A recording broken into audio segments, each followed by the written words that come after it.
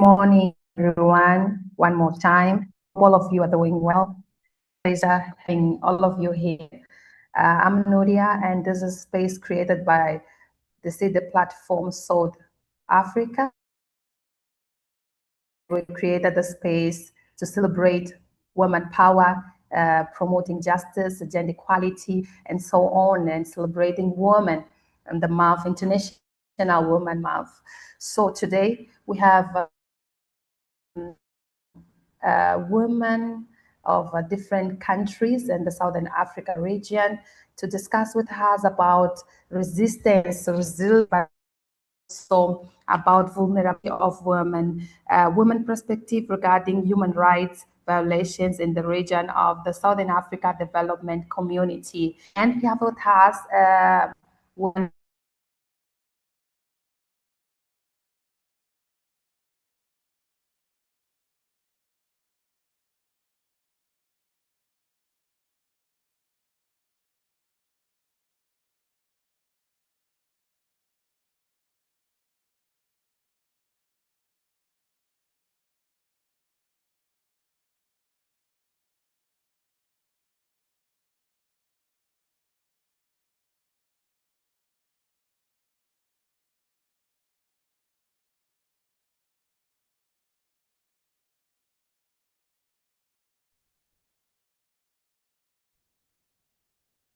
I don't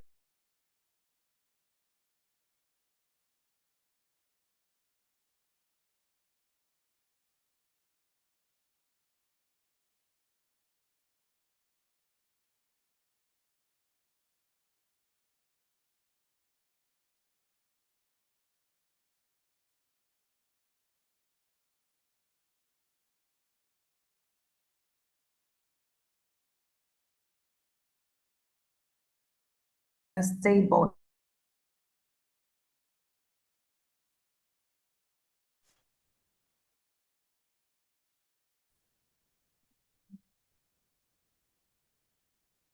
I don't know what's happening here exactly. Probably we are facing some contrast. Let me check what's happening here. I'm really sorry. Can I have 2 minutes to solve my issue, please? Apologize.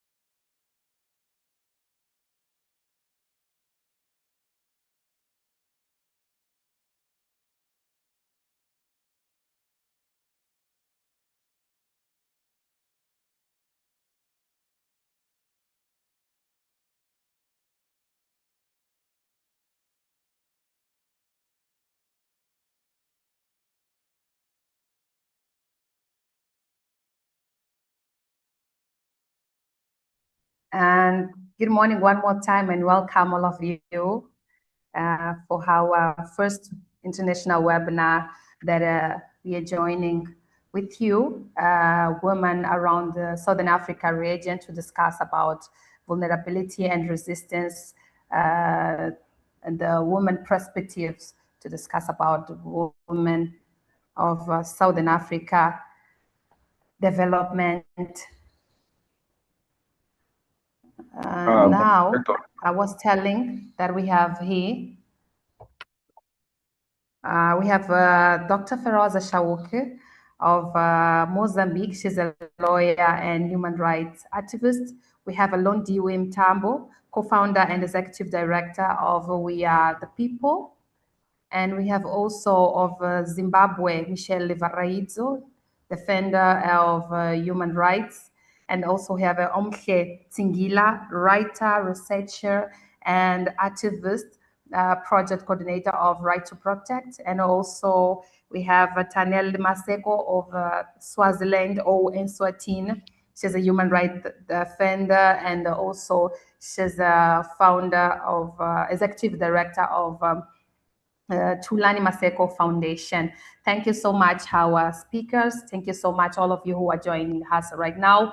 This is our first of series of webinars that we would like to connect with other people around the Southern Africa countries to reflect about human justice, promoting gender equality, and so on. And today, we want to ask you from now to share this transmission, allowing your friends by Facebook, WhatsApp, and allowing people to join us to this discussion. I would like to invite first our first speaker. We will start here with, I would like to see if all of our speakers are here. Good morning, Dr. Feroza.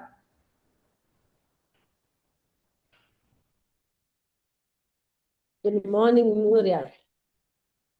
Thank you so much. Thank you so much. Good morning, Londiwe. Are you here with us? Good morning, I'm here. Thank you so much. Good morning, Dr. Michelle. Good morning, Nuria. Thank you so much. And good morning, Omhle. Congia, how are you, Nuria? Thank you so much. I'm good, and I'm very happy to listen to you. Good morning, Taneli. Taneli is here. Good morning, Taneli. I think she'll join us when we can start from now.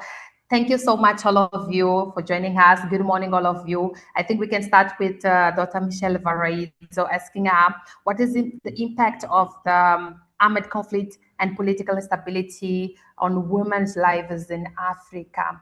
Dr. Michelle, please, you have your time. You have 5 minutes. So sorry, Núria. Hello. Yes, creo. Eu só quero recordar que nós temos o tradutor, então a tradução vai ser em simultâneo por conta dos outros participantes que não conseguem perceber em inglês. Então agradeceria que pudessem coordenar isto. Falas um bocado, depois dá espaço a ele para poder prosseguir. Obrigada. Okay. Okay, Thank you so much. Sorry, Dr. Michele. Creonil was updating us that we have a translation here for Portuguese and English. So I think we can talk in pause to allow our translator to translate for both languages. So please, Dr. Michele, go ahead. Thank you, Nuria, but I'm not yet a doctor, it is still in process. But thank you so much for the affirmations of the future. Good morning, everyone. Thank you so. Bom dia a todos. Can everyone hear me? Conseguem todos me ouvir? Yes. Okay, perfect. Okay, so today we're going to be looking at armed conflicts, the impact of armed conflicts on women's lives in Africa. Então, hoje estaremos a olhar para as consequências dos conflitos armados para as mulheres na região da África Austral. Okay, so a few weeks ago, I was having a conversation with a friend, and I was like, I'm looking at an analysis that looking at women's perspectives in armed conflicts. Algumas semanas atrás, eu estava a ter uma conversa com alguém eu estava a dizer que eu estou a olhar para uma análise. And she looked at me like, what do you mean a woman's perspective in armed conflict? Isn't it more like it's time for war, everybody's just being short, and live ammunition knows no gender or discrimination, it just shoots at anyone and everyone. E ela disse, como assim está a olhar para esta análise na perspectiva de mulheres, sendo que estes conflitos ou as balas não observam gênero, vão atirando para qualquer um. And then it made me to think that when we look at conflict, we only look at it as something that affects everyone equally, but there is more to it than just the surface level of the conflict that we see, live ammunition, people dying. Yes, that does exist, and yes, those are the impacts, but there is a more layer or other layers where women are violated more or are impacted more, because it's not just live bullets, but sorry, I forgot.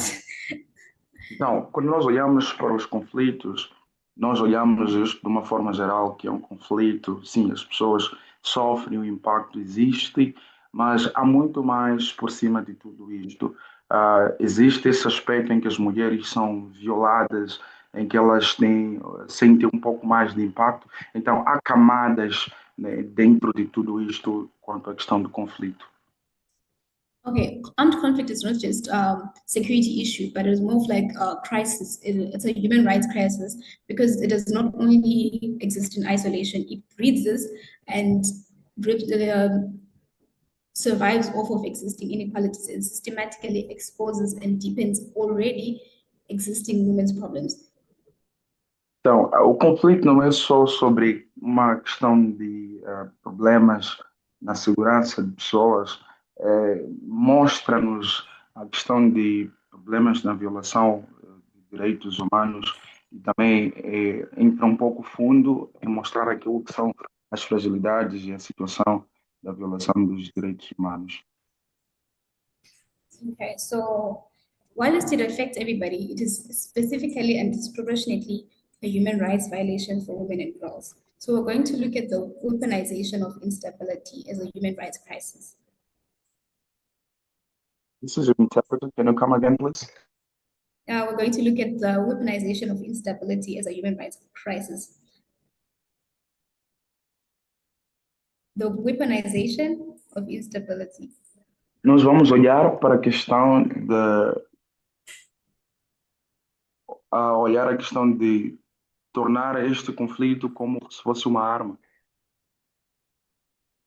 Okay, so in existing political instability, before it escalates into armed conflicts, it does more than disrupt government.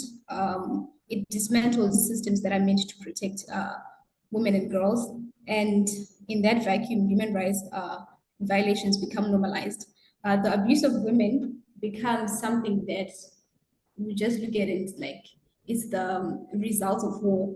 If you look at, let's say, for instance, during conflicts, women are constantly violated. They're raped. I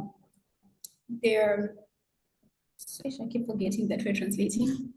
Sorry, you can translate.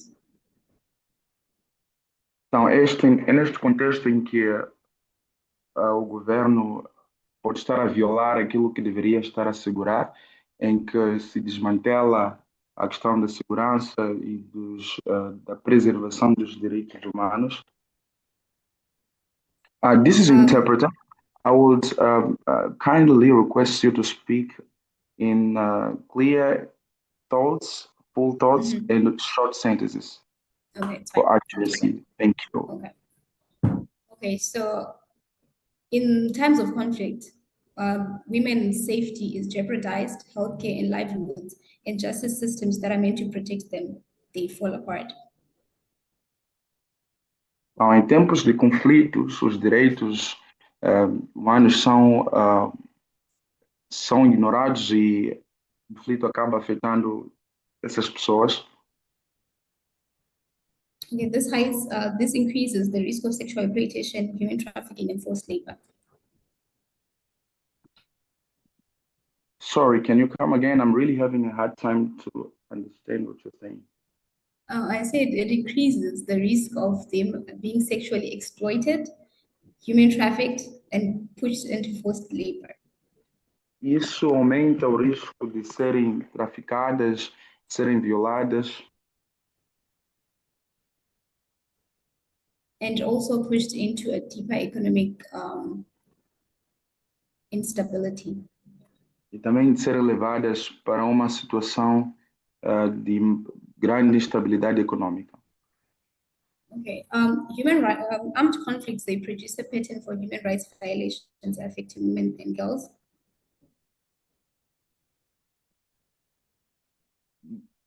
Sorry, I need to check. Maybe my sound is not okay for accuracy purpose. If you can Everyone give else me. can clearly hear me? Hello? I think Yes, I can. can hear you. It is maybe my problem here on my end, so I'll just need 2 minutes to try and fix it. I'm afraid I will be missing some important information. Aqui é o seu intérprete, Carolina deixava de dizer, por questões de exatidão, eu estou com problemas de som, eu vou pedir um instante só para poder verificar isto, para não deixar passar informações importantes. Tá certo, irmão, sem problemas, prossiga.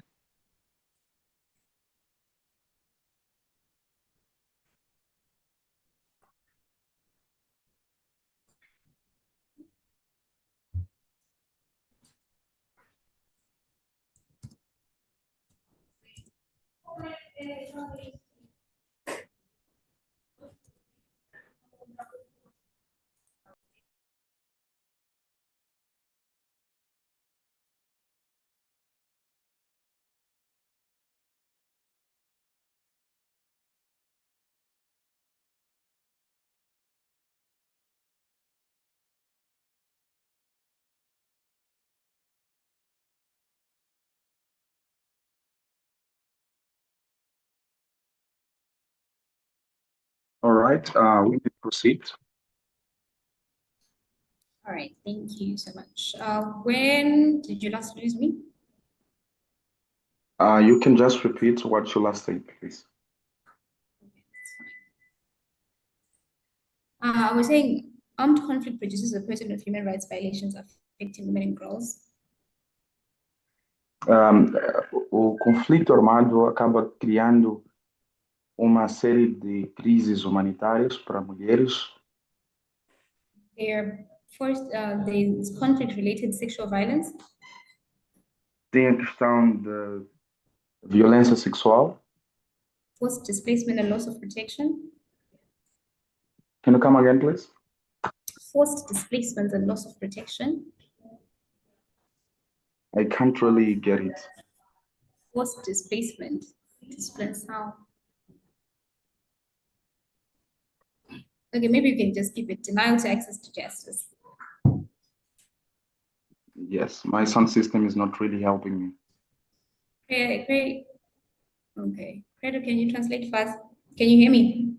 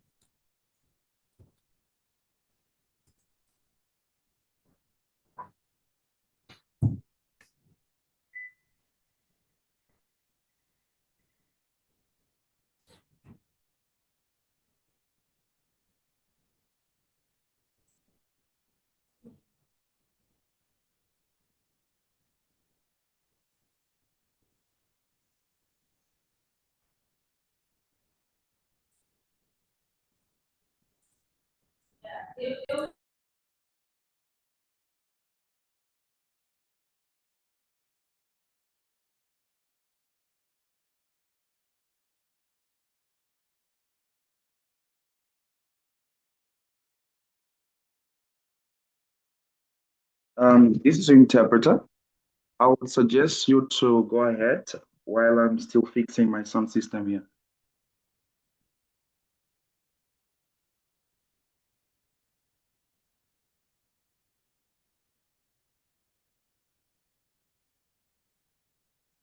Do you hear me?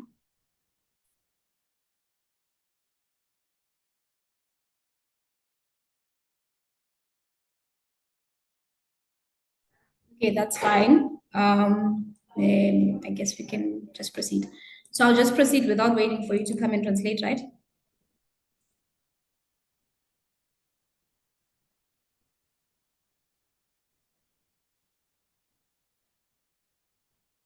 Yes, please. You may proceed. All right, that's fine. As I was saying that all the violations that we spoke about, they don't live in isolation, but they are systematic outcomes of instability. And it is important that these violations are carried out by both state actors and non-state actors. So it's important to note that we should not only think that only governments or terrorists are the ones that carry out this, but both parties, they participate in this cultural impunity. We've understood what are the impacts of armed conflicts and how it affects women. It is also important to note that the story just does not end at women being victims, but rather they are agents of resistance. Because I want to take much more from our key topic beyond vulnerability. So we'll have to move and acknowledge that women in Africa, across Southern and the whole of the body of Africa, have taken to be first responders, peacekeepers, and human rights offenders. When the institutions collapse, it is women who hold communities together. They mediate local conflicts, they organize humanitarian support, they rebuild social networks. It is noted that according to the UN, when women participate in peacekeeping efforts, there's a 20% chance that they are going to be successful negotiations. So across the continent, women have constantly been at the forefront of building peace, from grassroots mediation to national reconciliations efforts.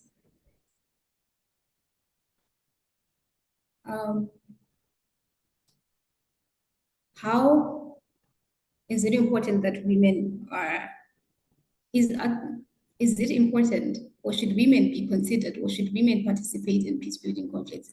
I'm not going to answer this. I'm actually going to put the questions on the table to ask people like the platform, if anyone would like to answer to me, if women should be part of the peace processes, or is it important, should they even be regarded in peace processes? I don't know if people want to speak up, or you can write in the chat. So I'm just going to leave that open for 2 seconds. How?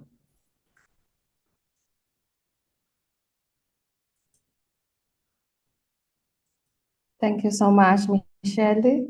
Unfortunately, we were facing some challenges with the interpreter because, yeah. Yeah. Perhaps maybe you would like to answer on behalf of us, on behalf of the Yeah. Yeah, unfortunately, but we are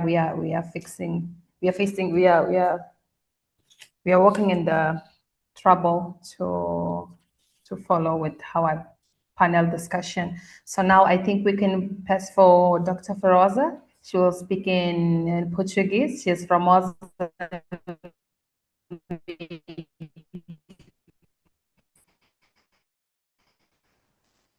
I think I lost you there at the end, but thank you.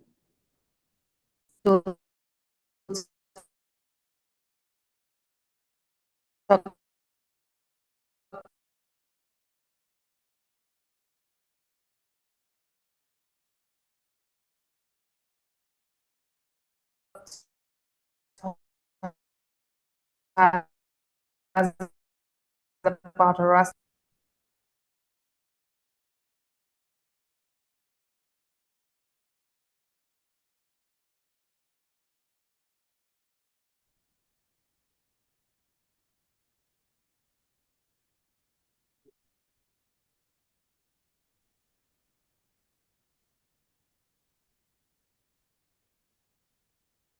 Bom dia.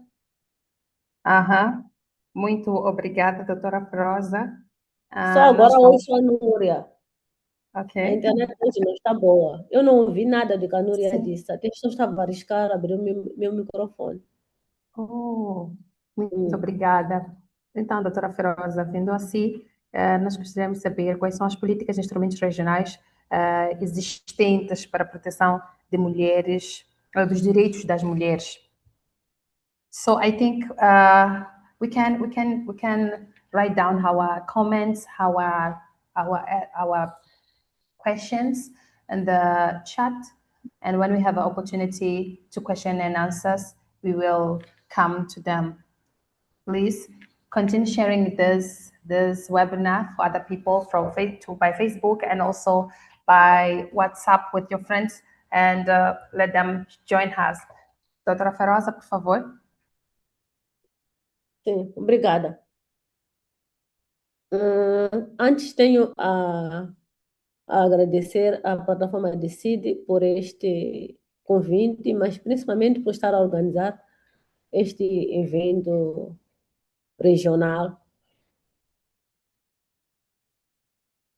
I firstly want to thank the Seed platform for the invitation and also mainly for organizing this regional webinar.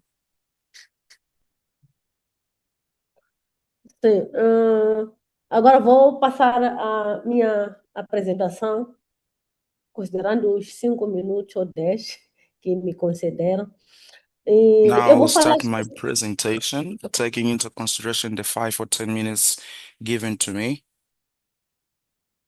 eu vou falar do caso concreto de Moçambique, mas antes, em termos da região da SADC, nós temos o protocolo sobre gênero e desenvolvimento. I'll talk about Mozambique, but before, in our region, we have a development protocol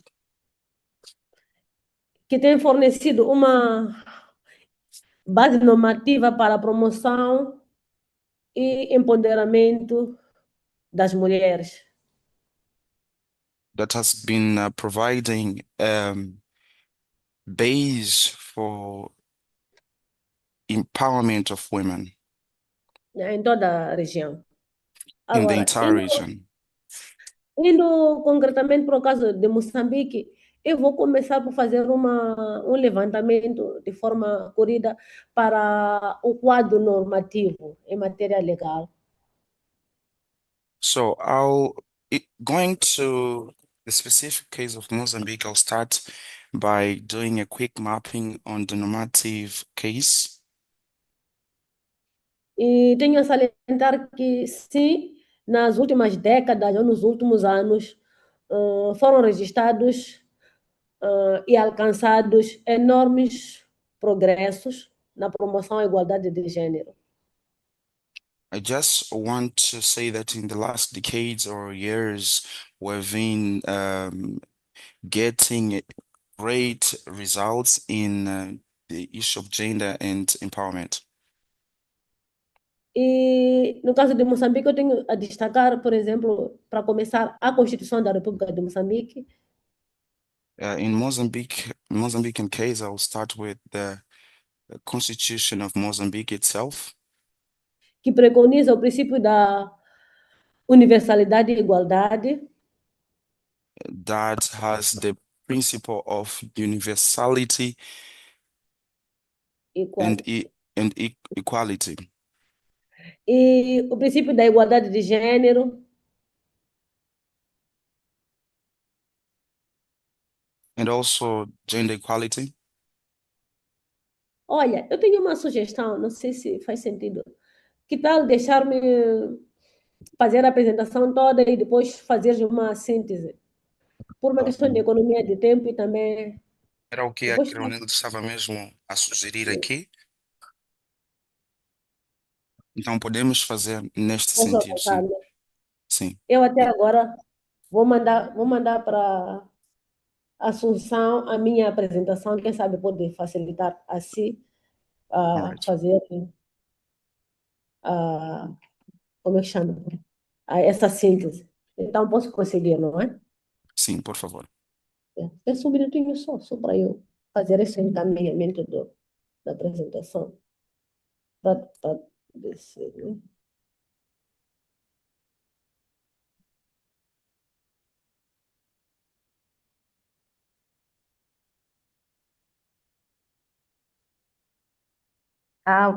For all participants, we will have an update. Já está. Instead Já of mandei the para a speaker Assunção. Não é uma says, culpa, Núria, pode falar. okay, Já está. yeah. Instead of we have translation and presentation in the same time, we will give the speaker the time to do their presentation, and in the end, the interpreter will help us with the resume of the presentation in both languages. So please, Dr. Feraza, go ahead. Thank you. Sim, eu dizia que nós temos uma Constituição e que já falei do princípio da igualdade de gênero, temos princípio temos de direito à vida, direito de acesso aos tribunais, direito de recorrer aos tribunais, não só indo para outras normas. Moçambique aprovou a lei de família, também aprovou uma lei de sucessões. Nós temos uma lei sobre a violência doméstica que pretendia que fosse praticada contra a mulher, mas é uma lei que engloba o gênero homem e mulher.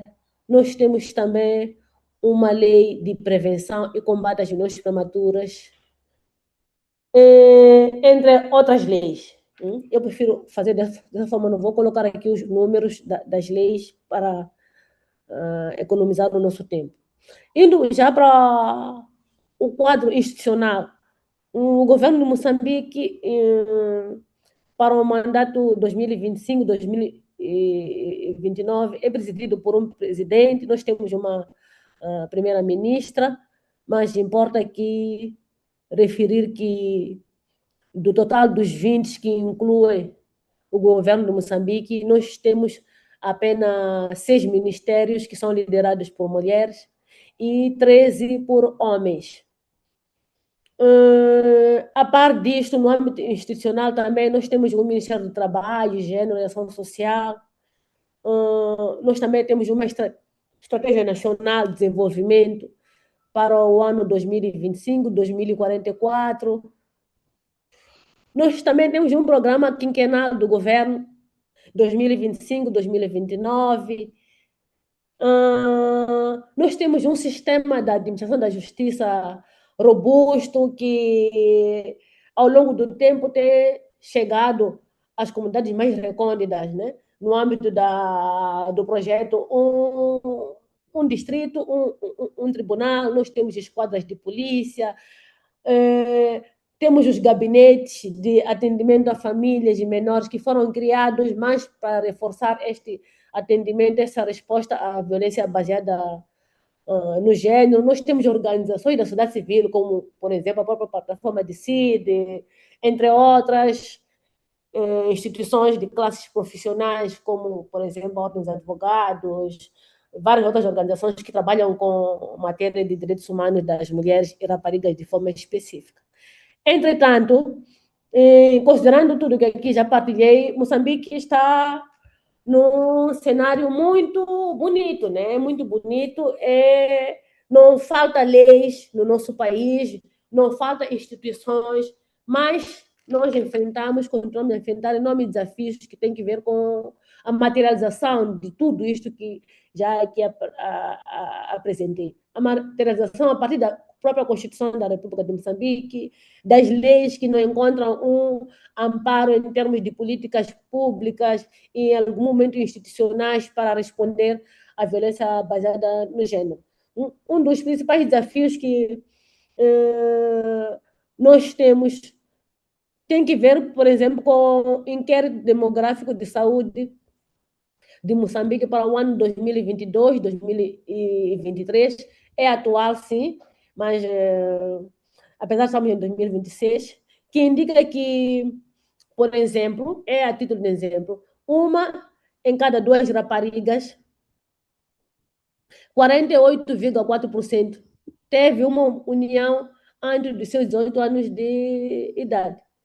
Então, eu trago esse exemplo também para salientar que, em matéria institucional, no âmbito da sociedade civil, nós temos aqui em Moçambique uma coligação de organizações, cerca de 60 organizações, que estão mesmo para zelar pelos interesses das mulheres e principalmente das raparigas.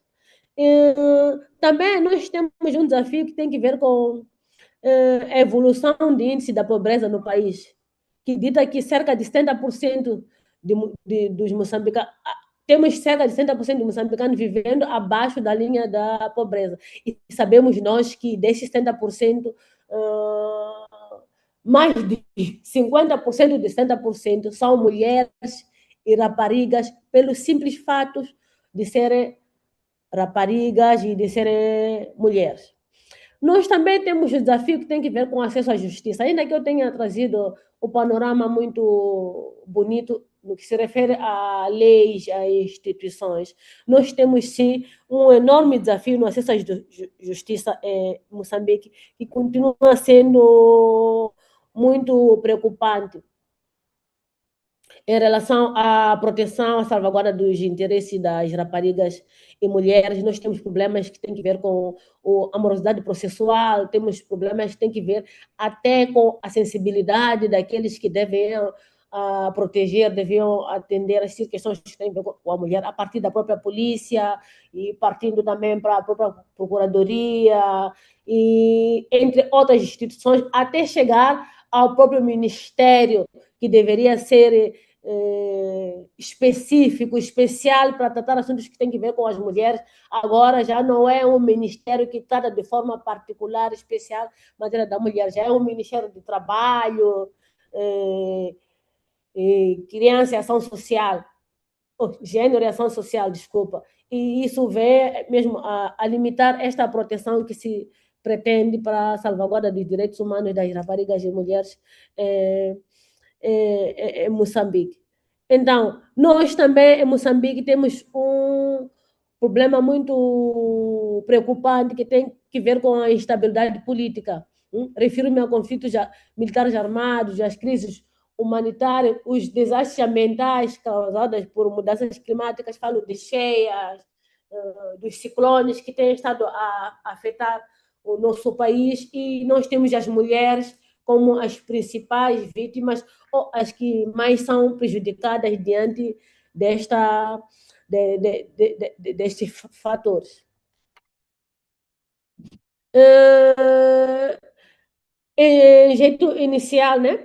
É o que eu tinha para apresentar, que apesar de enormes avanços enquanto país em matéria legal, em matéria no âmbito regional, até internacional, porque Moçambique também não fica para trás, já ratificou vários instrumentos de proteção, de salvaguarda da igualdade de gênero, mas no âmbito da implementação, no terreno, nós ainda temos enormes desafios aqui a nível do nosso país, considerando a questão que tem que ver com a implementação dessas políticas públicas, a divulgação desses instrumentos legais que aqui me referi, a capacitação de todos os intervenientes nesse todo o processo e até a capacitação de próprias famílias para que possam usufruir dos seus direitos preconizados nas leis e em algumas poucas políticas.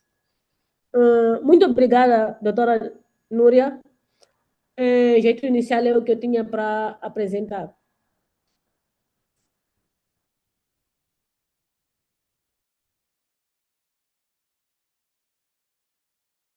I think now the interpreter could resume the Dr. Faraza presentation, please.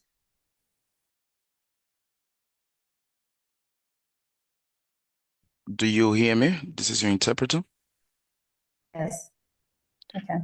Yes, we can hear you. The presentation addresses the situation of women's human rights in the region, which highlights the important progress in promoting gender equality through instruments such as the protocol on gender and development. And in the case of Mozambique, the country has a significant legal and institutional framework, including the Constitution of the Republic, the family law, the law of succession, the law on domestic violence against women, and the law on the prevention and combat of early unions.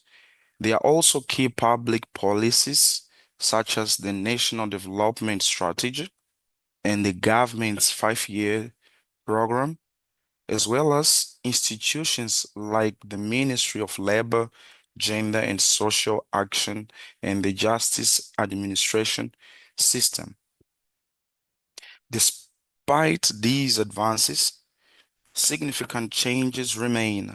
Gender-based violence is still widespread, and data from the 2022-2023 Demographic and Health Survey shows that 48% of girls enter into unions before the age of 18.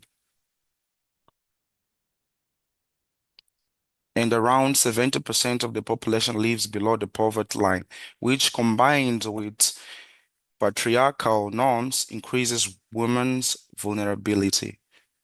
Women also face limited access to land, financial resources, employment, and social protection, as well as barriers to justice, such as lack of awareness, social stigma, and weak institutional responses. Situations of conflict, climate-related disasters, and displacement further increase the risk of exploitation and violence.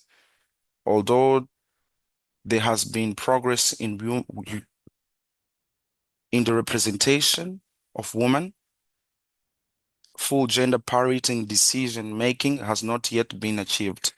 Therefore, there is a clear need to strengthen the implementation of existing laws and ensure greater inclusion of women in development and governance process. This is the presentation. Thank you.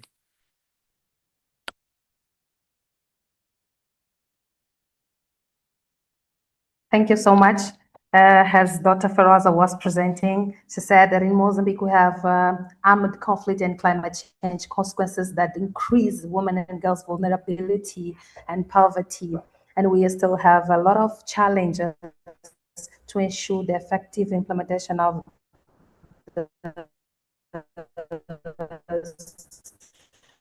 legal instruments. Here is the regional policies and legal instruments for the protection and promotion of women's rights, and how these instruments is reflecting the women, South African women and girls' lives. Here, please.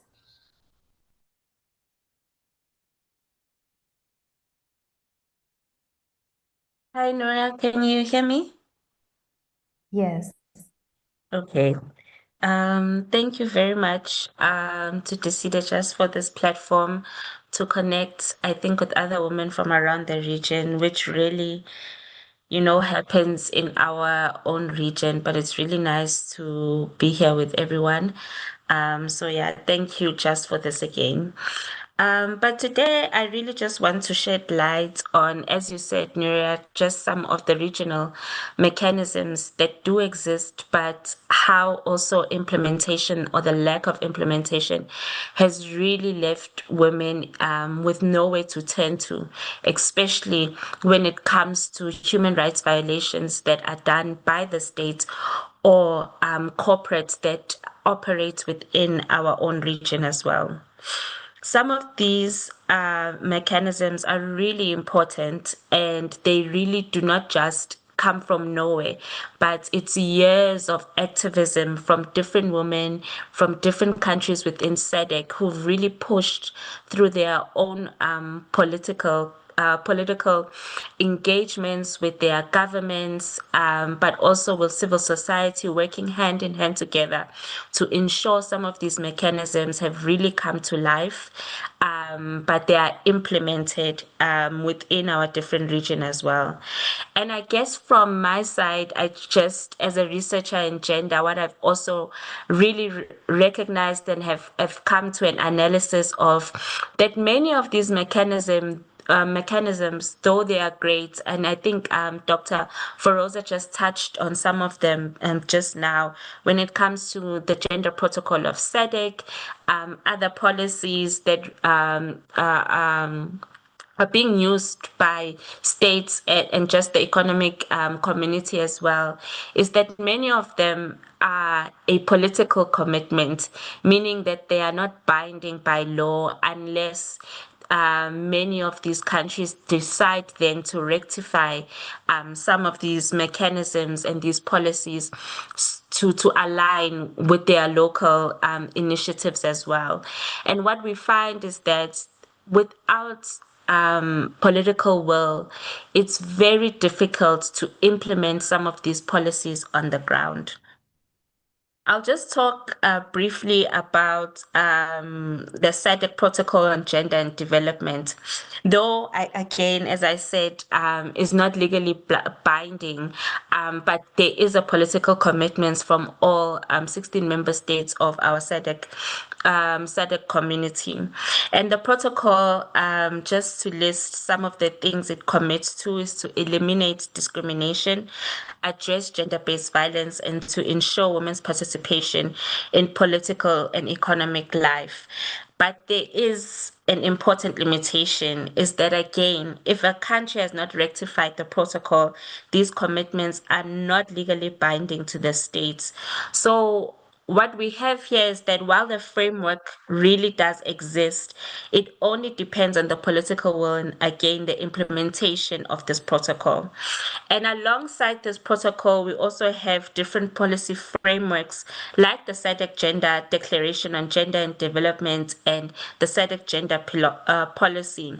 And all of these are very important frameworks and policies guiding most of our countries, and they reflect not only just that regional recognition of women's human rights, but just basically that women are human and they deserve a political and economic life within the context of our region and outside as well. They are not enforceable. And though they guide and they encourage participation, but they don't compel. And this is then where many women and girls in our SADC region are left very vulnerable, because what we have is great policies that look great on paper, but don't really speak to the context or don't translate very well on the ground to many situations that we find in our context. And I will speak just on basically 3 countries really. I won't touch on South Africa. But I will just speak on Mozambique, I'll speak on Swaziland, but I also just want to touch on DRC as well a little bit. And what has happened here is that these 3 countries that I'm talking about are places where women still face quite a lot of discrimination within their own countries in terms of access to land, access to political participation, and access to really a democratic future that women can find autonomy in. And this is caused, again, I think by previous speakers have spoken around conflict, political instability, but also I think Swaziland is unique because of the aspect of it still being a hegemonic monarchy in our context. And what has really made the perpetuation of these human rights violations ongoing and particularly very burdensome towards women is because regionally there is an absence of a court we can turn to. Right now, till today, the SADC tribunal is still suspended.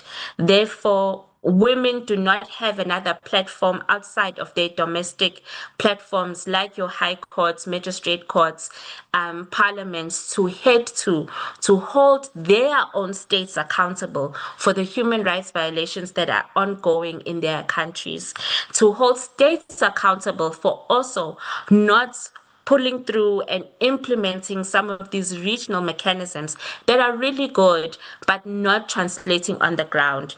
And the absence of really the SADC tribunal has really caused a large vacuum that has not been able to be filled by political actors or even civil society actors like ourselves. Yes, I do agree that the African court is available to us, but without a regional court, it's very, very hard to hold states accountable, especially towards issues and challenges that are affecting women at a more regional level. I will take Eswatini, for instance, where women have nowhere to turn to when it comes to land issues, customary issues that they are facing, and that are implemented by their own states. In Mozambique, especially with displacements and when it comes to resource-rich regions where there's a lot of mining that takes place, we cannot hold corporates accountable in those areas without a regional body. In Tanzania, today, women have been violated post the post election instability that happened and pre-election violence that actually happened in the region. We still have so many women who are facing political crimes within that country that are very arbitrary. But without a strong regional accountability mechanism, it's very, very hard for us to get justice, but to also defend the human rights of women in our region. And I think this is something that we really need to look into again and revisit as women across the SADC region, is that how then do we get back this regional body that is very important, not only to the region in terms of upholding the rule of law, but ensuring the protection of women and children across the SADC nation. The SADC region, I mean, when it comes to human rights violations that are implemented by the state and corporate and corporates that operate within our region. I'll stop right there, Nuria.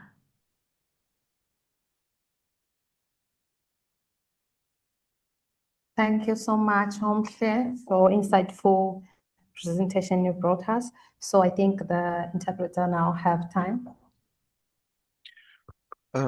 Os mecanismos regionais que existem,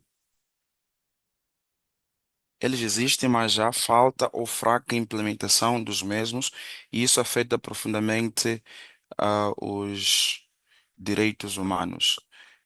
Estes mecanismos são resultado de um intenso e longo trabalho de ativismo feito por diferentes mulheres que trabalharam de forma árdua para garantir que existissem estes mecanismos e trabalharam também para garantir que eles fossem implementados.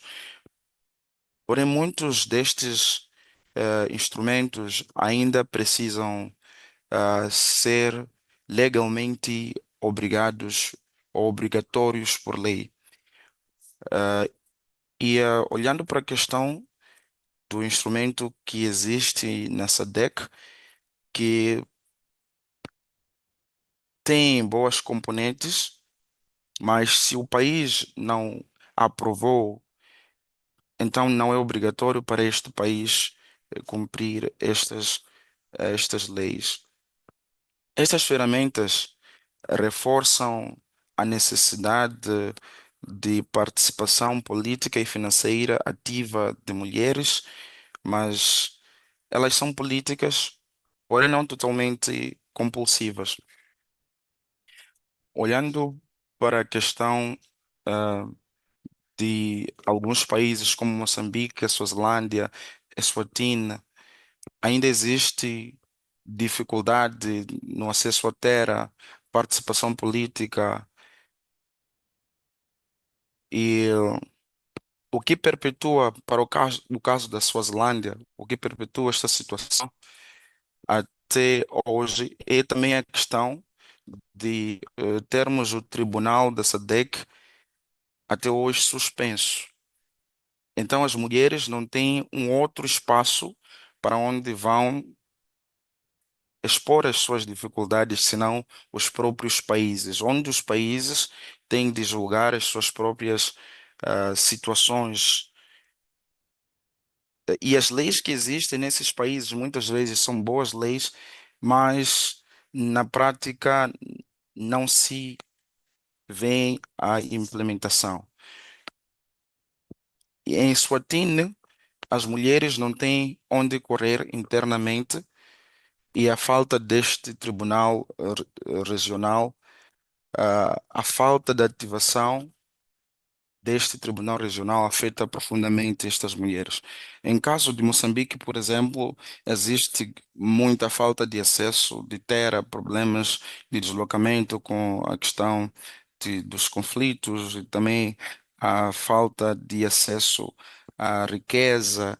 E olhando para o caso da Tanzânia, há muitas mulheres que foram violadas no âmbito pós-eleitoral e isto afetou profundamente os direitos humanos e os direitos destas mulheres e é basicamente isso que eu consegui pegar. Obrigado. Thank you so much, our interpreter. Thank you so much, Omhle. Before we follow, I would like to share that this webinar is watching on Facebook and also on YouTube. We left in our chat the links we can share with our friends by Facebook, also by WhatsApp.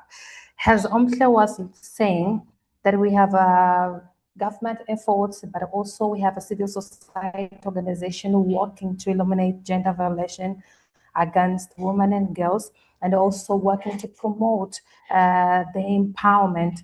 We would like to go to Dr. Londiwe, asking what the role of civil society,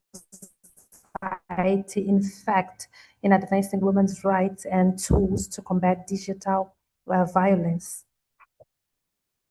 Dr. Londiwe, please. Thank you so much. Thank you for the opportunity to be a part of this platform and to be a part of this conversation. Though I'm not a doctor yet, I do appreciate the sentiments. It means I must start working on that. It sounds women nice. in this platform. It sounds fantastic, Dr. Lundi. I love it. Okay, so I think when we speak about civil society's role, I think part of the question for me begins with a conversation about narrative and about the way that we think about gendered governance or that we think about gender justice in general. And so, I mean, I think that one of the narratives that are often detrimental in our context is this narrative of resilience, right? That women are inherently resilient.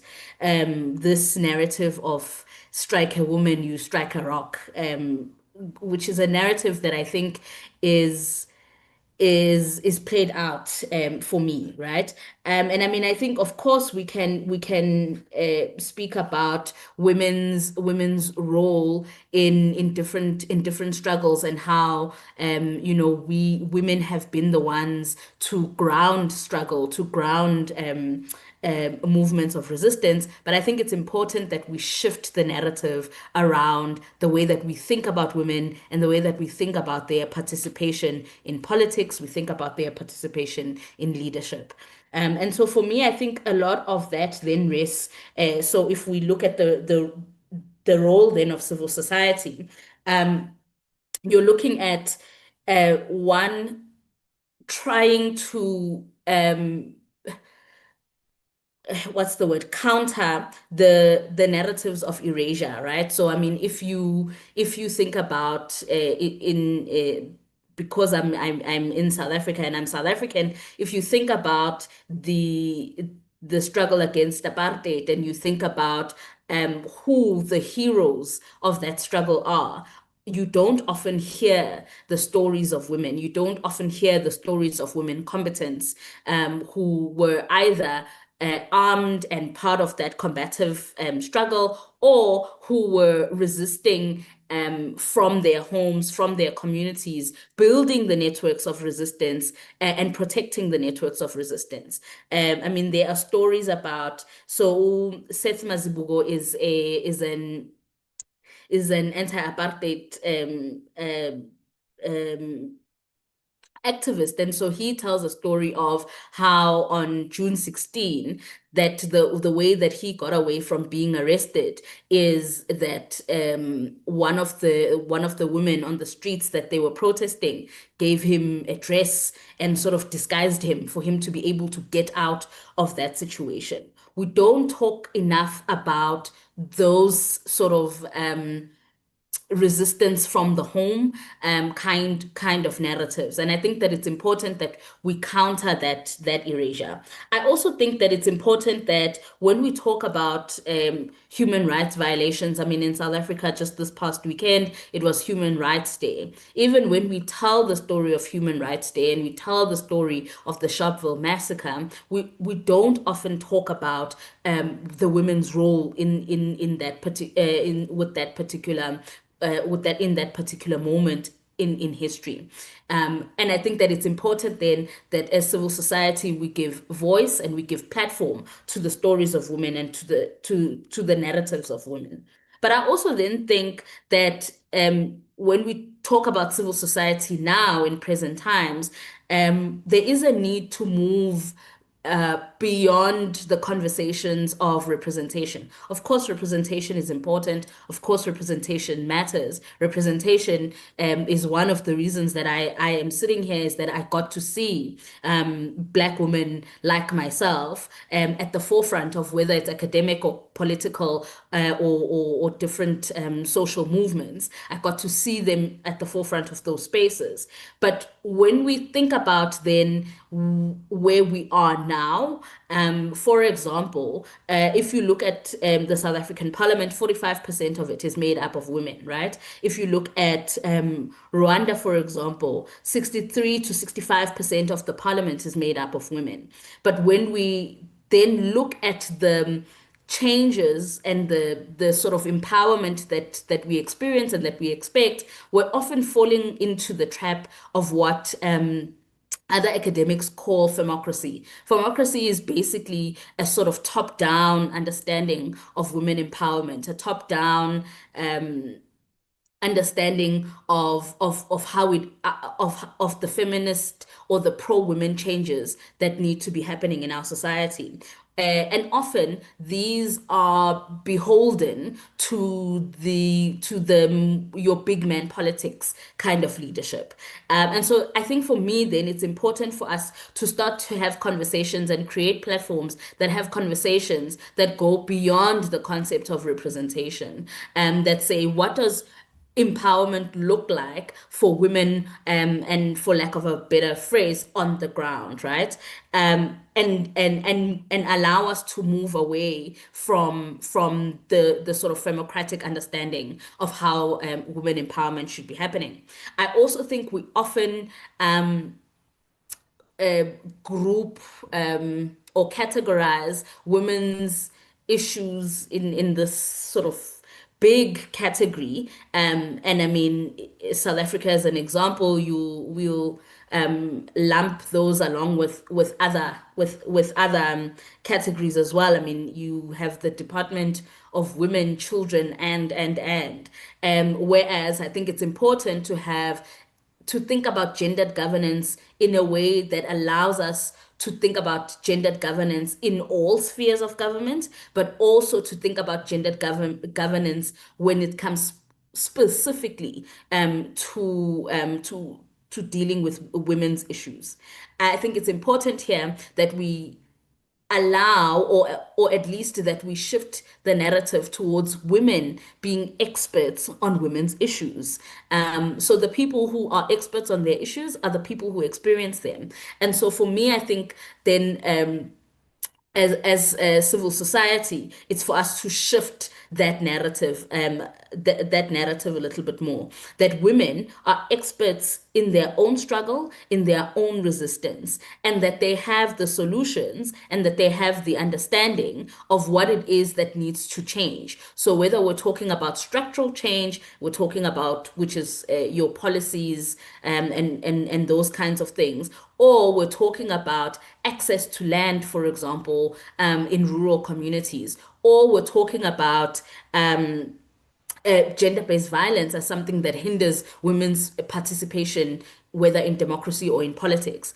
It's important then that we create platforms that allow women's voices or that amplify women's voices in that regard. I think for me, the shifting our understanding of governance towards gender justice generally is the thing that will allow us, or that will shift the lens that we use in governance. And I think that is really, really important. I think there are a lot of civil society groups that exist across SADC that seek to do this work, but are often either ignored or erased from the conversations when it comes to your sort of top conversations at a governmental level. I think it's important that we acknowledge that civil society groups, particularly who are mostly led by women, that they are the ones who are then the bedrock of society, who then bridge the gap and sort of stand in the gap where government is not able to reach their communities. And so for me, I don't think it's necessarily there's a new mind-blowing thinking that around civil society and the work that we do in civil society, but rather I think it's about countering the erasure. It's about shifting the narrative away from the sort of femocratic understanding of women empowerment and gender justice, but lastly, shifting the narrative towards understanding governance and understanding politics through the lens of gender justice. Yeah, I'll stop there for now.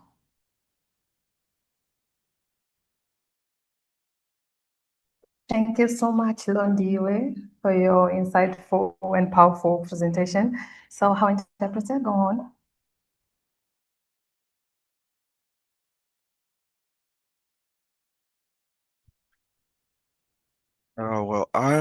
When we talk about the role of civil society, we have a question, and the question oftenly goes. Esse é o seu intérprete. Vou agora para o português. Quando falamos do papel da sociedade civil, nós temos uma questão, e a questão geralmente vai para a questão da narrativa sobre como a mulher é vista. E uma destas narrativas é a questão da resiliência, onde as mulheres são naturalmente resilientes. Você bate numa mulher, você bate.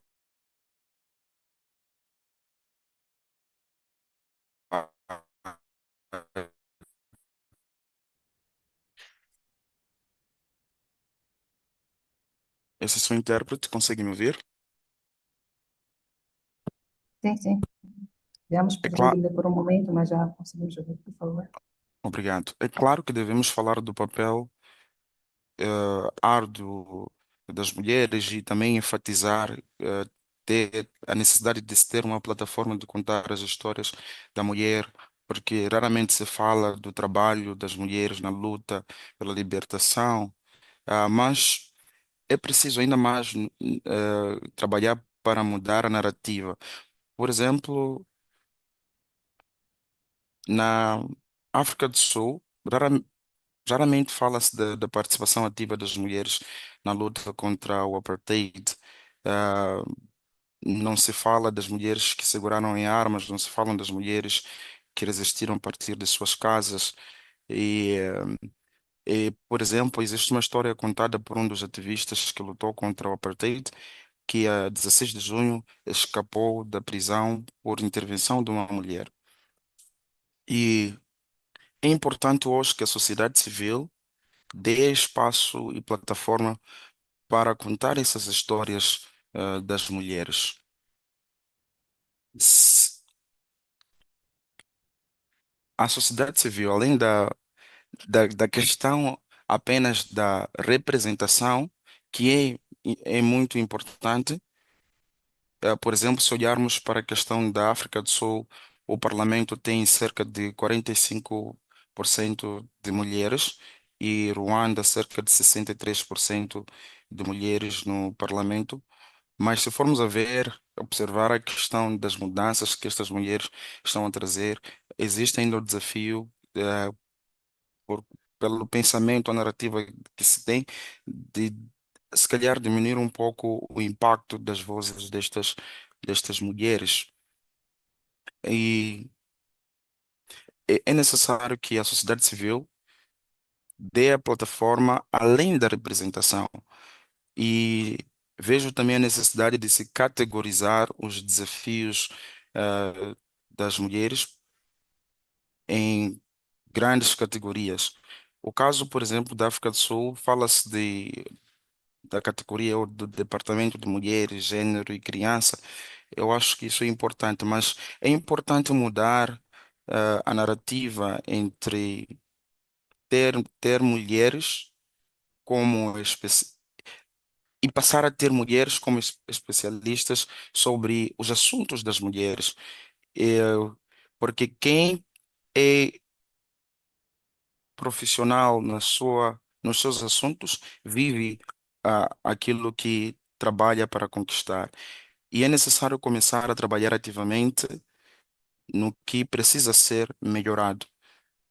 O caso, por exemplo, de acesso à terra ou a questão da violência baseada no género, discriminação baseada no género, que às vezes é um grande impedimento para as mulheres que querem estar ativamente a trabalhar na política ou outras áreas.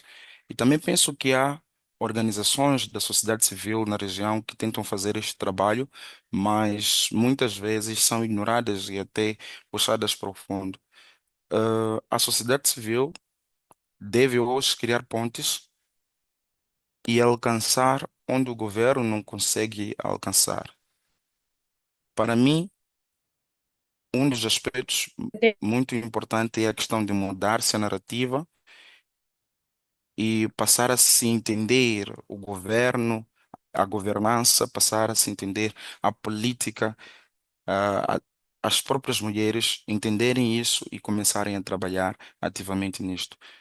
Obrigado.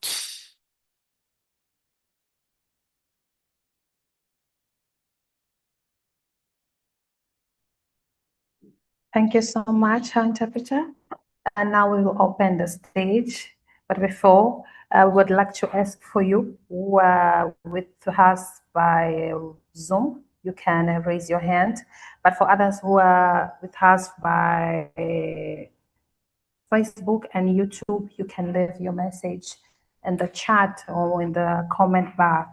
So we was with the daughter, our last daughter, with a powerful presentation, and she brought to us the importance of bring to the table discussion about women agenda and women challenges, the women who face the day-to-day struggles and challenges.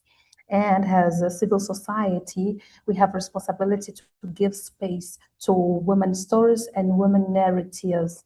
And civil society have the role to create conversations and platform to discuss about women representation, allowing the women voices to make everyone aware about women's struggles, but help women create their own solution for the struggles they face daily. So now we have the space. We open the stage for questions. Please, who would like to say something, have a question, a comment, please raise your hand by Zoom. For others who join us by Facebook and YouTube, you can write down your message or your comment by comment bar. Neste instante, vamos abrir o espaço para as pessoas que quiserem ah, deixar as suas dúvidas ou comentários. Se for pelo Zoom, por favor, levante a sua mão. Noutras plataformas, deixe o seu comentário.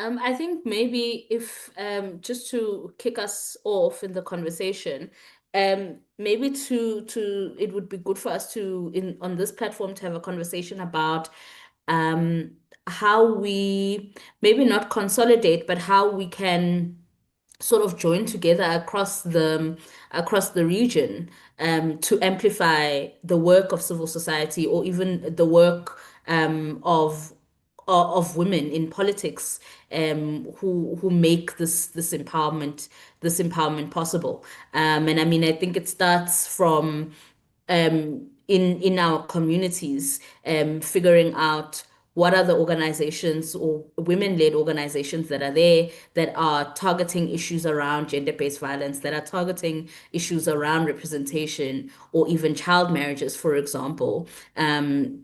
And those sorts of issues that limit women's participation. But it would be nice to have a conversation about how we then make that a regional effort and make that somewhat a consolidated effort.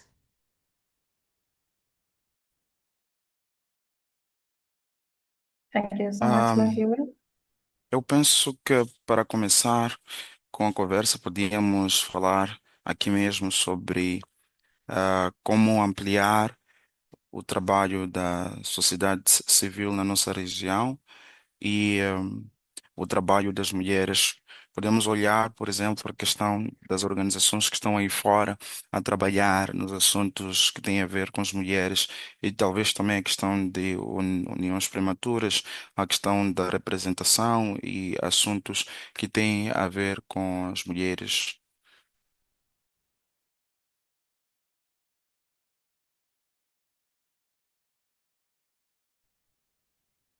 Thank you so much one more time. Now we have a question for Michelle. Michelle is here.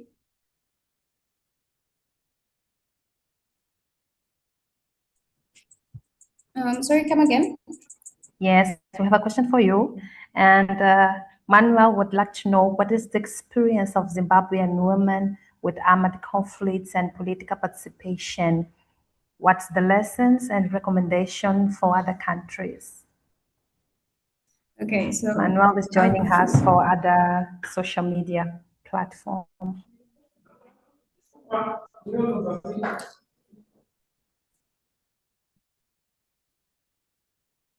What is the experience of Zimbabwean women with armed conflicts and political participation? What's the lessons and recommendation for other countries? Okay, so I've jokingly told my friend before that in Zimbabwe, not in Zimbabwe, in Southern Africa, we have a collective of problems that are equally or almost the same or identically the same. The problems that you find in Mozambique, the problems that women face in Mozambique and what women face in South Africa, they're so more what's the same, but in Zimbabwe, we don't have direct live ammunition or armed conflict, but we have political instability, and we do experience the impact of negative peace. Not necessarily live ammunition in that sense, but we have high cases of child marriages, high cases of gender-based violence. We also have policies that, as my colleague once said, that look very good on paper. We have frameworks, we have policies that were put in place, but we have constitutions that contradict what the law says, or the law that contradicts what the constitution says. So in Zimbabwe, mostly our problem is around implementation of existing frameworks, and also the constitution that does not, what's the word, go align with the criminal codification or the procedures that are supposed to be taken. And my recommendation really would be more of a personal one. I think what is it the last presenter, I forgot her name, said that as a region, I think we should sit down, look at the problems that we have, because they are more or less the same. They're almost identical, the problems that we have. If we could sit together, see what South Africa has done, what South Africa has improved, what South Africa has learned from, and how can Zimbabwe adapt, or how can Eswatini adapt, I think that would be the most perfect starting point for us as a region. I don't know if I've answered the question he wanted. Yeah. Thank you so much, Michelle. Howard translator, please. Bem, na África Austral eu estava a dizer para uma amiga, em forma de brincadeira, que na África Austral nós temos problemas idênticos. O que vocês podem estar a enfrentar em Moçambique pode ser o que está a ser enfrentado na África do Sul. Apesar de nós não termos a questão de uso de balas reais, mas em Zimbábue nós temos outras formas de violação que sofremos.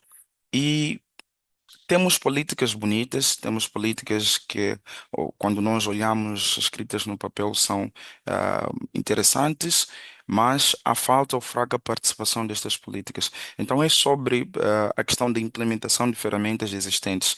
E outro aspecto que também iria sugerir, alinha-se muito com o que a última interveniente disse, que é a questão de nós na região sentarmos e procurarmos de forma conjunta olhar para o que já foi feito em cada parte desta região e como é que podemos maximizar este trabalho, porque muitas vezes os desafios são mesmos na nossa região. Obrigado.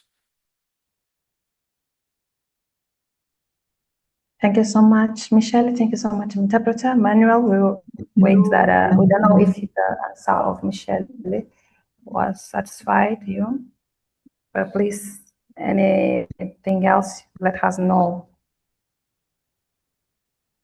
Tenho uma questão, We Miriam, have- não sei se posso apresentar. Please, go ahead.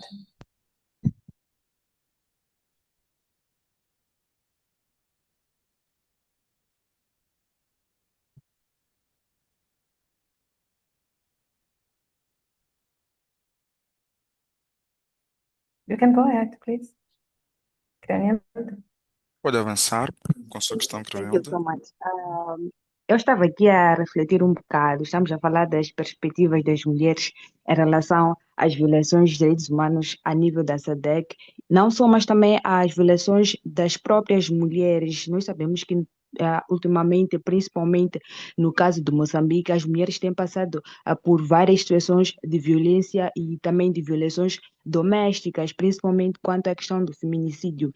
Uma das coisas que tem se falado em torno disto é envolver os homens nas dinâmicas ou nas propostas das mulheres que têm vista a igualdade de gênero, que têm vista a participação política e o engajamento das mulheres. Eu gostava de perceber ou de saber também, pela experiência das outras moderadoras dos outros países, será que realmente esta perspectiva, esta visão de envolver os homens nas dinâmicas ou nas perspectivas que de alguma forma vão engajar as mulheres, vão reduzir as violências baseadas no gênero, o feminicídio realmente funciona, principalmente a título de exemplo em Moçambique. Essa questão de envolver os homens nas dinâmicas das mulheres realmente funciona? É uma questão que gostava de perceber dos vários lados, das diferentes oradoras, se tiverem alguma opinião quanto a isso. Agradeceria que pudessem deixar ficar. Obrigada, era só isso. Edmond? Thank you so much, Creonilde. Our interpreter, please go ahead.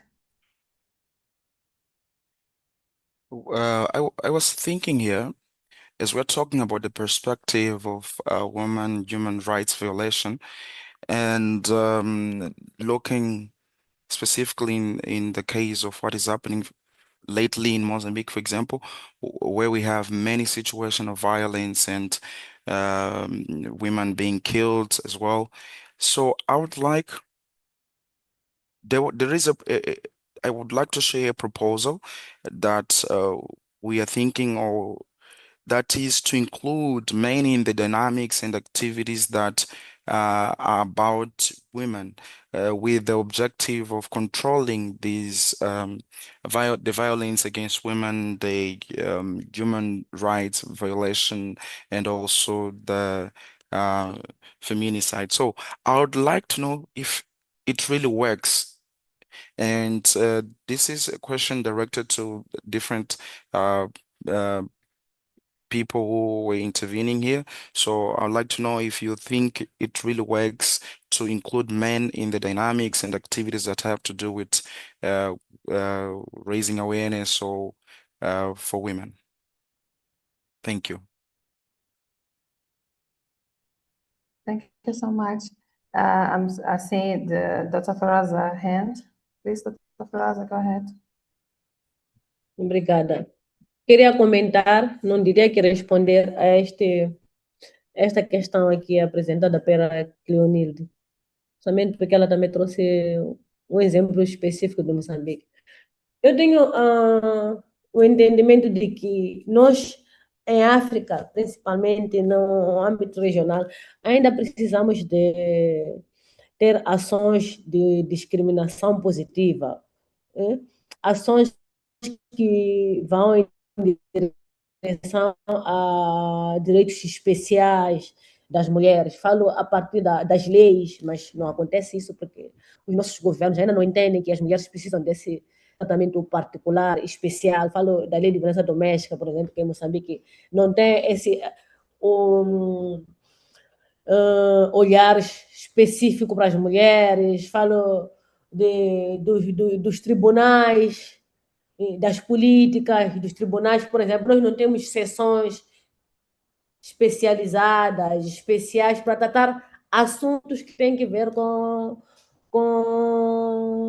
a promoção, com a igualdade de gênero. Então, ainda que precisemos de ter esse tratamento particular especial para as mulheres e raparigas, eu concordo com ela, sim, de que precisamos de sempre saber que, olhando só para os direitos das mulheres, nós podemos caminhar, mas precisamos de envolver os rapazes e os homens nestas causas. Não temos como olhar só para as mulheres, ainda que em África, em Moçambique, nós ainda tenhamos que fazer esta advocacia para que os direitos especiais, os direitos intrínsecos das mulheres sejam respeitados, sejam promovidos.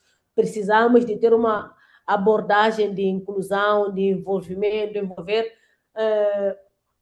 as mulheres e os homens lado a lado, fazendo este exercício de uma discriminação positiva para questões, entendimento de que há questões que afetam em maior escala as mulheres, mas não podemos pensar que podemos caminhar sozinhos e alcançar resultados maiores. Podemos, sim, alcançar um e outro resultado, mas com os homens, com os rapazes, mesmo nas questões que têm que ver com uniões prematuras. Não podemos só olhar para as raparigas, por exemplo. Temos que olhar também para os jovens, para os rapazes, porque são esses que no futuro vão se transformar em adultos que depois vão se enquadrar na lei por serem os tais adultos que se envolvem com menores. Sem contar que também temos raparigas menores, assim como rapazes menores que também se envolvem em uniões, ainda que não tenha um enquadramento legal. Idem para a violência doméstica, para as políticas, até políticas de inclusão, por exemplo, para o ensino superior.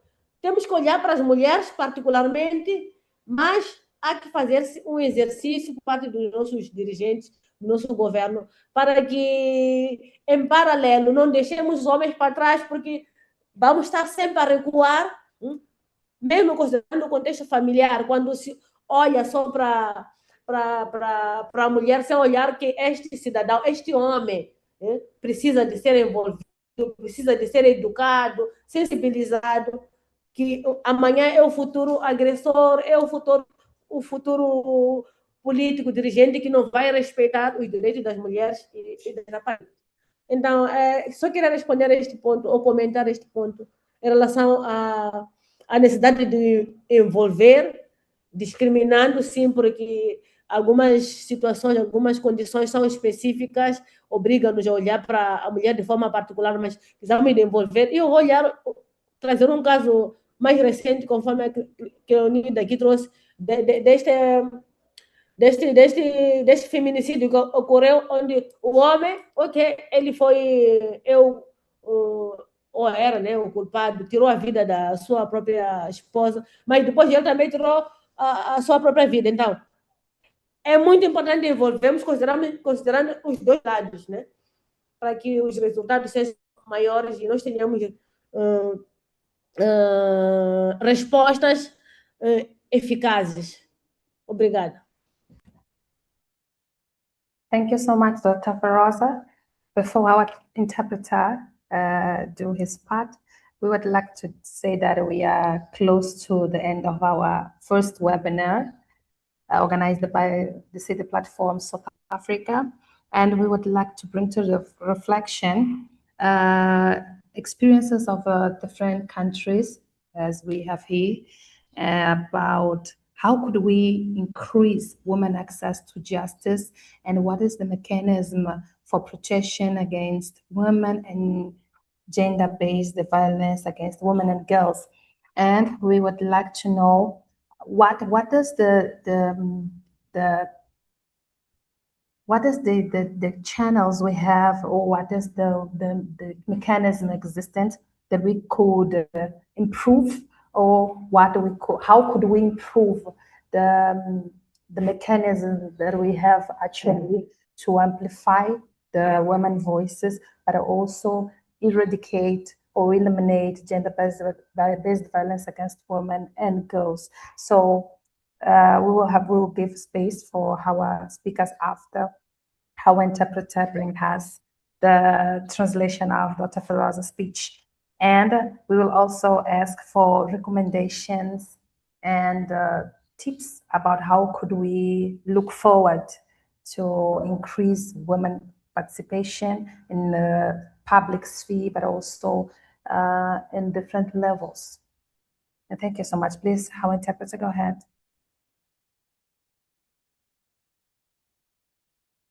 Well, I would like to comment, not answer exactly to what was said, specifically because she brought an example of Mozambique. I think that in Africa, in this regional aspect, we need to create actions of positive discrimination. Talking about putting up laws that specifically are for women. In Mozambique, laws, for example, laws of domestic violence, they do not highlight the issues of women because the government doesn't see it this way. Although I think that women need this particular treatment, I agree with what Krunhild said, that we need to include men in our activities, in these dynamics. We can't think that we will be able to achieve everything on our own. We will achieve results to a certain extent, yes, but we need to include men, includes teenagers, because they are the men of tomorrow who may potentially marry a young girl, or may potential be the lawmaker of tomorrow and be potential abuser, or the person advocating the policies and laws in education and other spheres. So I think that it is important to include men in the activities we do. There's also an example here of a man who killed his um, wife and then killed himself. So I think it is important to include both parts because men also need to be taught. We need to raise awareness to guarantee that they will be working with us to guarantee the implementation of these laws and policies. Thank you.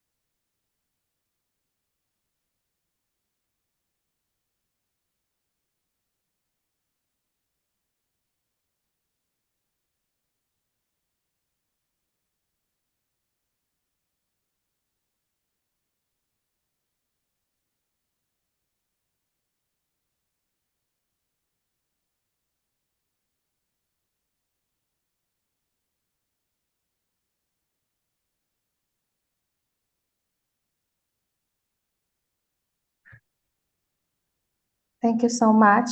Oh, I was speaking with my mic off and I didn't pay attention. I was calling on here. But I would like to ask, tell that we are running to the end of our first international webinar organized by the City Platform South Africa to celebrate International Women Month. And now we would like to ask recommendations for our speakers.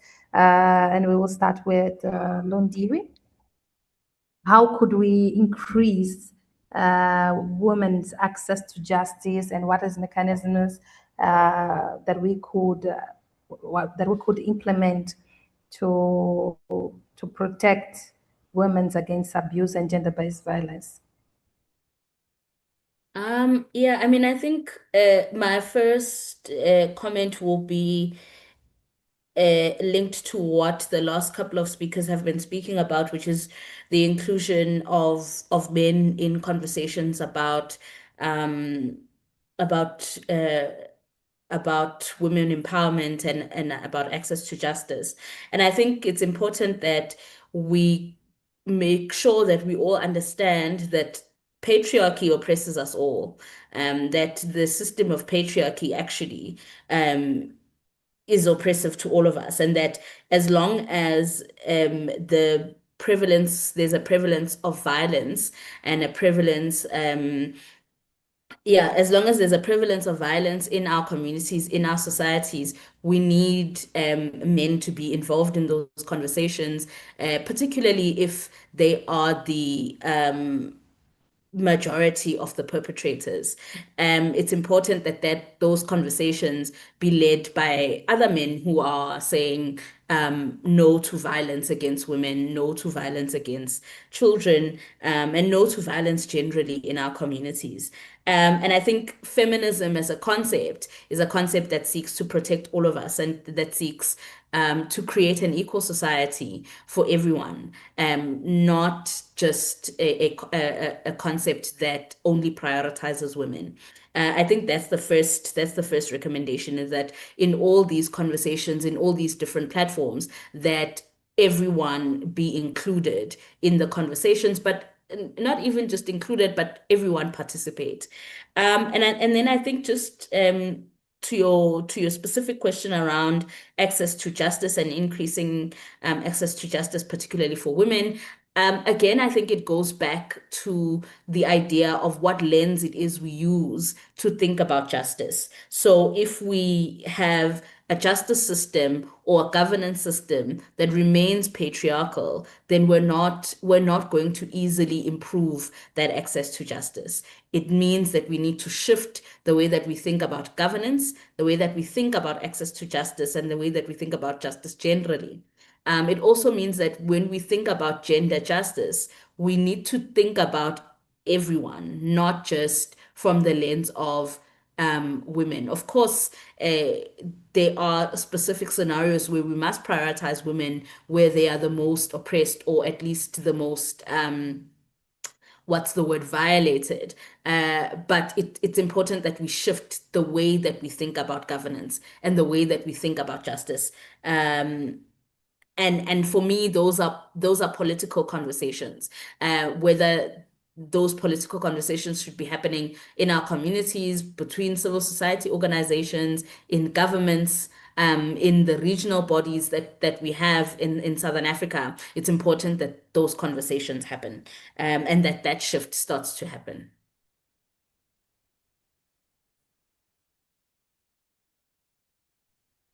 Thank you so much, Londiwe. Going now to the final thoughts of Michelle. Michelle, please. And before Michelle, I would like to confirm that we have a Omhle here.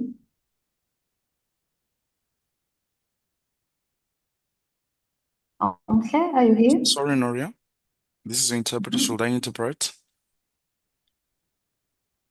Okay, please, go ahead. My first comment, it is linked. O meu primeiro comentário está ligado às últimas intervenções feitas aqui, que é sobre incluir os homens no trabalho de empoderamento feminino e nas políticas de acesso à justiça para as mulheres. Enquanto tivermos abusos contra mulheres, e os homens precisam ser incluídos, principalmente se forem atores ou no abuso destas mulheres.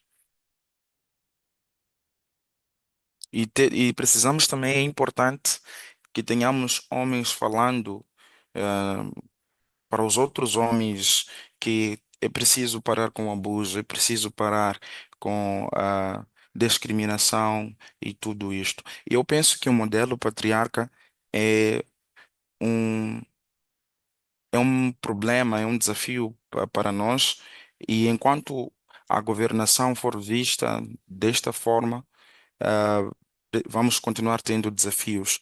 E o feminismo é um conceito que tem o objetivo de ajudar. E eu acredito que é preciso que se tenha conversas políticas, que é sobre nós mudarmos a nossa perspectiva da governança, a forma em que nós olhamos para o modelo de governança e como isso é feito. Obrigado.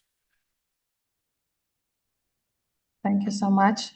Dr. Michelle, the same question for your final thoughts, please.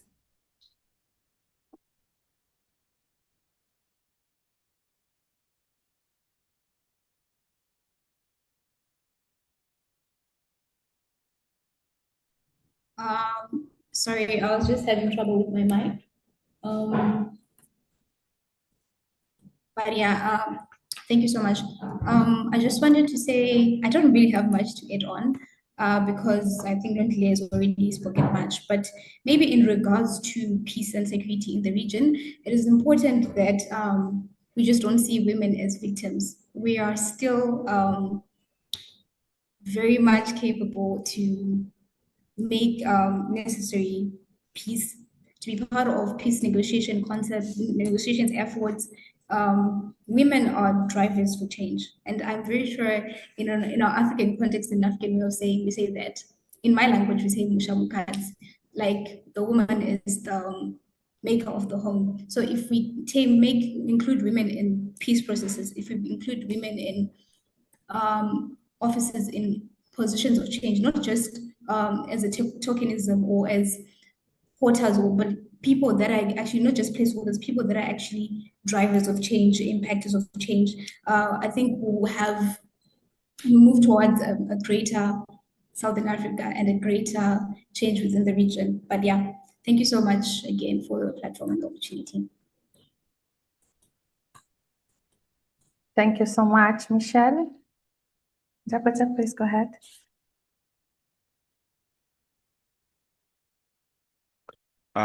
Não tenho muito a acrescentar, mas eu penso que quanto à questão que tem a ver com a paz e segurança, é importante termos as mulheres a participar naquilo que é o conceito, sermos parte do conceito e também fazermos parte, a mulher ser incluída na questão das negociações a respeito deste tema, paz e segurança. E no Zimbábue nós dizemos que a mulher é a fazedora do lar. Portanto, se tivermos a mulher ativamente a participar neste fórum que negocia, que cria a questão da paz e segurança, nós teremos avançado muito e estaremos a garantir uma grande transformação neste sentido. Obrigado.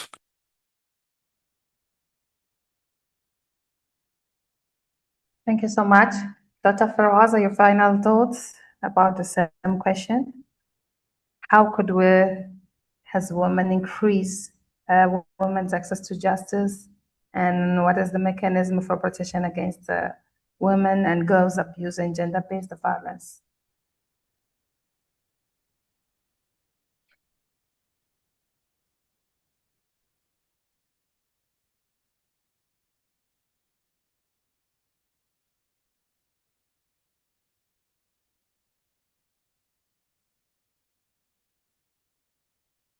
Doutora Feroza está aqui? Estou atenta, estou à espera do Ok, nosso... em jeito de considerações finais, tudo bem? Em jeito de considerações finais, gostaríamos de saber quais são as recomendações da doutora Feroza a respeito de como é que podemos aumentar o acesso à justiça para mulheres e quais são os mecanismos que nos sugere ou que nos recomenda para a proteção das mulheres contra o abuso e a violência baseada no gênero. Por favor. Obrigada. Eu penso que envolver as raparigas e as mulheres no desenvolvimento dos países, particularmente Moçambique, garantir o acesso à justiça eficaz, deve ser uma prioridade nos planos dos governos, no plano de Moçambique, deve ser um dos pilares dos países, a igualdade, a equidade de gênero, a promoção dos direitos humanos das mulheres, a defesa e a proteção dos seus direitos.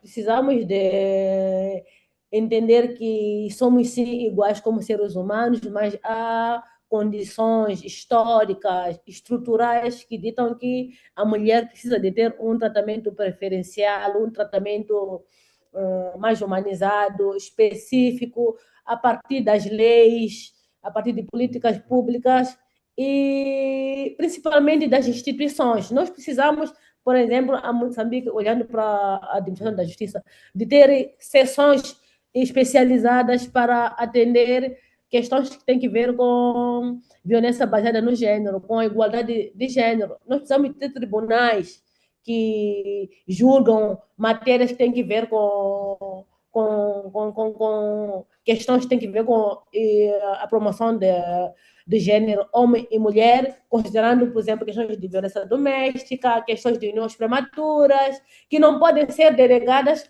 a tribunais ou sessões comuns para serem julgados como se fosse qualquer outro tipo de processo, porque desta forma nós não conseguimos alcançar aquela que é a raiz do problema e irmos com ações, por exemplo, de educar a sociedade, educar as mulheres e principalmente aquele que é o autor dessa violência, que muitas das vezes é o homem e também é o próprio Estado moçambicano por não ter políticas que venham a garantir a salvaguarda desses direitos e interesses. Então, considerações finais era tudo que eu tinha a dizer e dizer que apreciei bastante esta partilha com as minhas colegas oradoras e, mais uma vez, parabenizo a nossa moderadora e a plataforma Decide por estar a trazer este debate regional. Muito obrigada. Abraço a todos e a todas. Thank you so much, Dr. Feroza. Muito obrigada, doutora Feroza. Please, our interpreter, go ahead.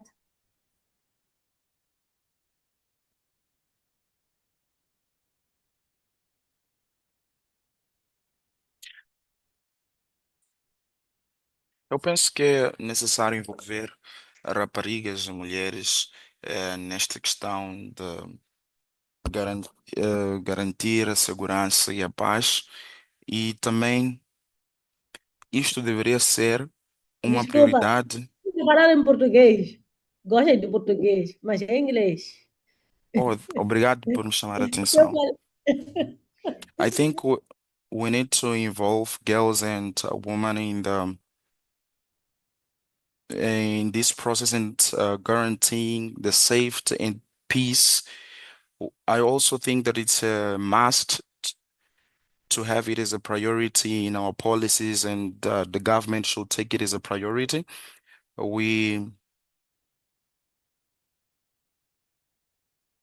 I also think that the story itself tells us that women need a specific treatment. We are same, but we as women, we need a specific treatment. We need also courts that judge specific cases of child abuse and women abuses, not taking them as a normal session or judgment. We also need to know that one of the problem is that men and might not be aware of some of these aspects, and also the government itself does not have some policies to guarantee the safety and well-being of women. So we need to be able to have this as a priority, as a pillar in our government, and to reinforce it. And I also want to thank the Decide platform for this meeting, this space platform for sharing thoughts. And I want to congratulate Nuria for your work, and thank you for the invitation. Thank you.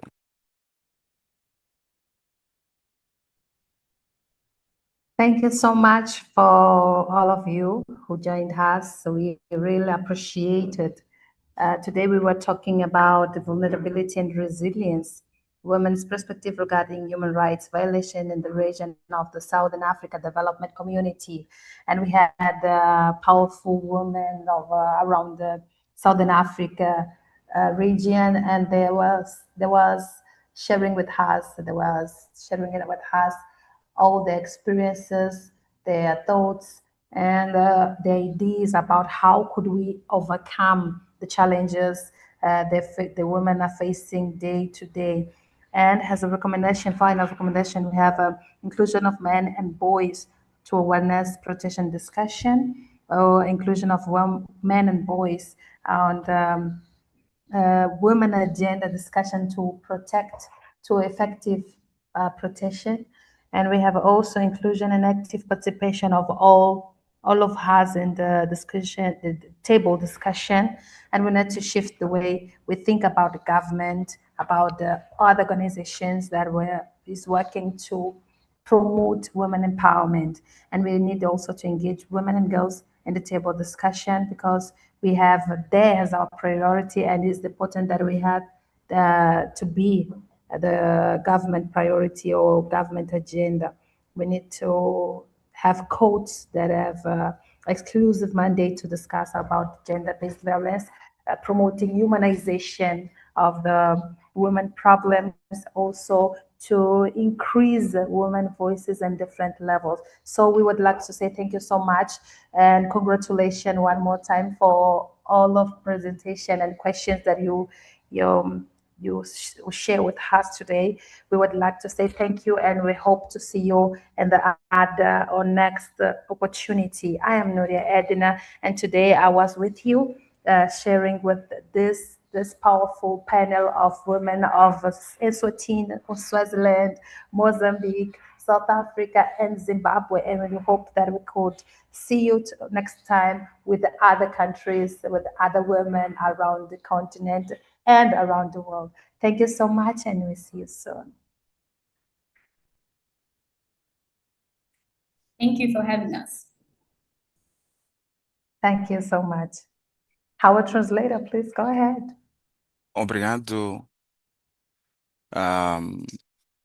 por tudo. Hoje tivemos mulheres poderosas, onde estivemos a falar sobre a questão de mulheres, a questão da vulnerabilidade, a resistência, a perspectiva das mulheres em relação às violações, dos direitos humanos, e também como pode-se melhorar este aspecto e garantir segurança e proteção destas mulheres. Tivemos um espaço de partilha em que as intervenientes partilharam seus pensamentos, sugestões sobre como isto pode ser garantido, e como sugestão final, nós vimos que é necessário incluir rapazes e homens na construção de políticas, na discussão de políticas e nas atividades que têm a ver com a proteção, segurança, igualdade de género e a questão da temática de ah, violência baseada no género. E também é necessário incluir raparigas e mulheres, que é para também fazerem parte destas mesas e compreenderem os seus papéis, e assim como também partilhar. E foi também dito que ah, foi também falado sobre o papel do governo e das políticas e como pode ser melhorado. E eu sou grata pela participação de todas. Foi muito bom tê-las aqui. Estivemos com mulheres de Eswatini, Suazilândia, Moçambique, Zimbábue e África do Sul. Espero vê-las novamente numa outra ocasião, numa plataforma como esta. E a Núria esteve convosco, e muito obrigado.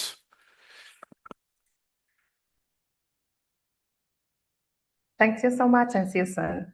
Bye. Muito obrigado, até breve. Até. Abraço. Obrigada.